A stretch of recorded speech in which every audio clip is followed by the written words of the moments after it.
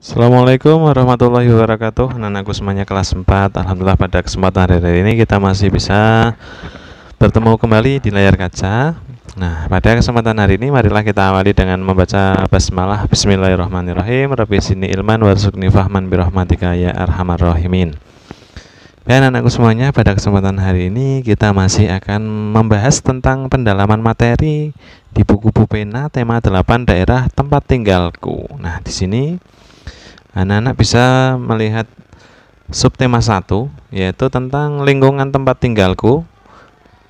Pembelajaran 1 muatan bahasa Indonesia KD 3.9 dan 4.9. Nah, di pembelajaran 1 ini menjelaskan teks fiksi beserta unsur-unsur pembentuknya. Nah, teks fiksi ini adalah teks yang berisi rekaan atau hayalan yang tidak berdasarkan kenyataan, atau cerita hayalan yang tidak berdasarkan kenyataan. Misalnya timun mas, adanya bayi yang lahir dari dalam timun, itu adalah sebuah cerita hayalan. Nah, unsur-unsur teks fiksi apa saja, anak-anak? Bisa kalian lihat di layar kaca. Ada 5.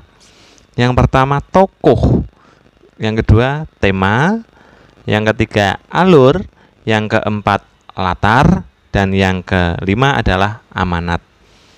Kita akan bahas satu persatu. Tokoh itu apa? Tokoh adalah pelaku cerita atau sesuatu yang mengalami peristiwa di dalam suatu cerita, atau orang-orang yang ada di dalam sebuah cerita itu namanya tokoh. Nanti ada tokoh utama, ada tokoh sampingan atau tokoh tambahan, ya. Kemudian yang kedua tema.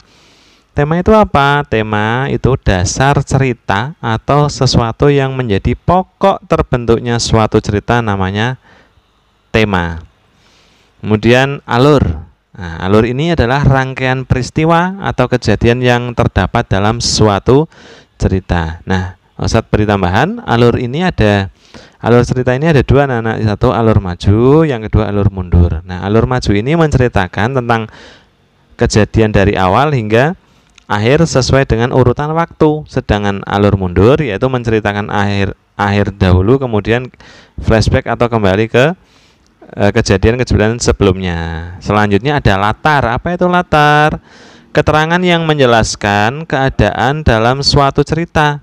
Nah, latar ini dalam teks fiksi terbagi menjadi 3, yaitu latar tempat, latar waktu, dan latar suasana. Nah, dalam sebuah cerita pasti ada di mana tempat kejadiannya, kapan waktunya, kemudian bagaimana suasananya, apakah sedih, senang, gembira. Itu adalah bagian dari latar cerita. Dan yang terakhir adalah amanat. Apa itu amanat? Amanat itu adalah pesan yang terkandung dalam sebuah cerita. Ada beberapa amanat yang terkandung dalam sebuah cerita. Tentunya kita akan selalu menemukannya ketika kita membaca sebuah teks fiksi yang kita baca.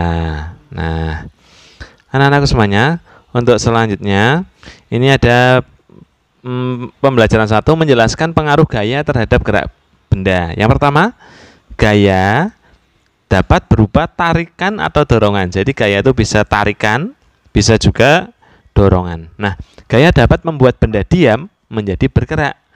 Gaya juga dapat mempercepat atau memperlambat gerak serta mengubah arah gerak dari suatu benda. Nah, misalnya gambar yang Ustadz sajikan, aktivitas petani saat membajak sawah memanfaatkan gaya sehingga benda menjadi bergerak. Nah, di sini adalah aktivitas dari sebuah kerbau yang menarik. Nah, dengan menarik itu adalah memberikan sebuah gaya kepada alat yang dipegang oleh petani, yaitu alat bajak, sehingga petani dapat membajak sawah dengan bantuan tenaga atau gaya yang berubah tarikan oleh hewan kerbau. Nah, kemudian Ustadz juga menampilkan ada 2 orang anak. Nah, ini gambar A sama gambar B. Nah, manakah yang menunjukkan gaya berupa dorongan dan tarikan, anak-anak?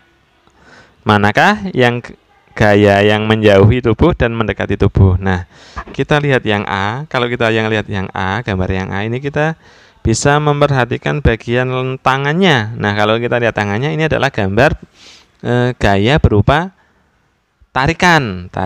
Yang A ini tarikan, yaitu yang mendekatkan meja kepada tubuh. Sedangkan yang B, kalau kita melihat posisi tangannya, maka ini adalah gaya yang berupa dorongan, yaitu seorang anak yang mendorong meja, menjauhkan meja dari bagian tubuh. Nah, demikian pertemuan pada kesempatan hari ini. Semoga apa yang sudah disampaikan bermanfaat. Selalu belajar, ikuti protokol kesehatan. Semoga selalu sehat dan bermanfaat. Saya akhiri, walafu minkum. Assalamualaikum warahmatullahi wabarakatuh.